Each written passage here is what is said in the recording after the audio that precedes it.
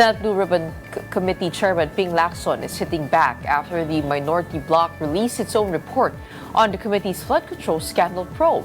Here's the report. Senate Blue Ribbon Committee Chairman Panfilo Lacson has called out the minority bloc's report on the committee's investigation into the flood control scandal, saying it shows disrespect for the committee and the entire Senate. Lacson asked how he could respect a document that, in his words, symbolizes disrespect not only to the committee, but to the whole Senate. He said the minority senators as veteran lawmakers should know there is a proper procedure in adopting a committee report in plenary. Lacson added they are not being stopped from proposing amendments, but there is a proper time for it, and they should not preempt the Blue Ribbon Committee. In a minority report, a matrix was also presented showing politicians, public officials, and private individuals allegedly linked to the flood control scandal, all pointing to former House Speaker Martin Romualdez. Senate President Tito Sotto earlier said the minority report is just a piece of paper with no weight. He said it did not go through the proper process and should not have been submitted directly to his office. In an interview on Storycon, Senator Lacson said Senate President Tito Sotto made the right call.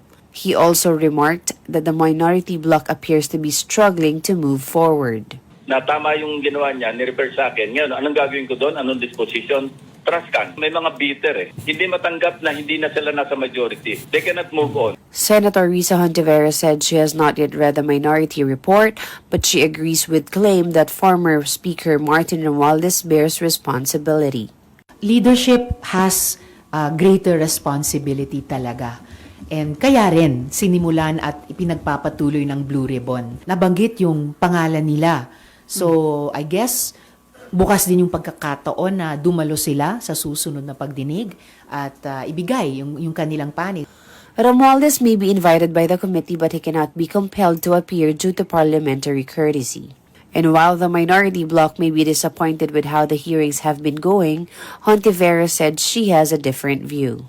I'm satisfied at dahil alam kong magpapatuloy siya. Hindi pa siya na-adjourn, magtatawag pa ng susunod na hearings. Yung coordinates, nakaka-frustrate talaga yung isyung iyan. Tuloy na sayang ang oras, ang resources, pati ang pasensya ng taong bayan. Hontiveros also challenged contractor Curly Discaya to fully cooperate with the investigation and to stop playing the victim. Discaya earlier said it would be like they were being robbed if they were made to return their wealth.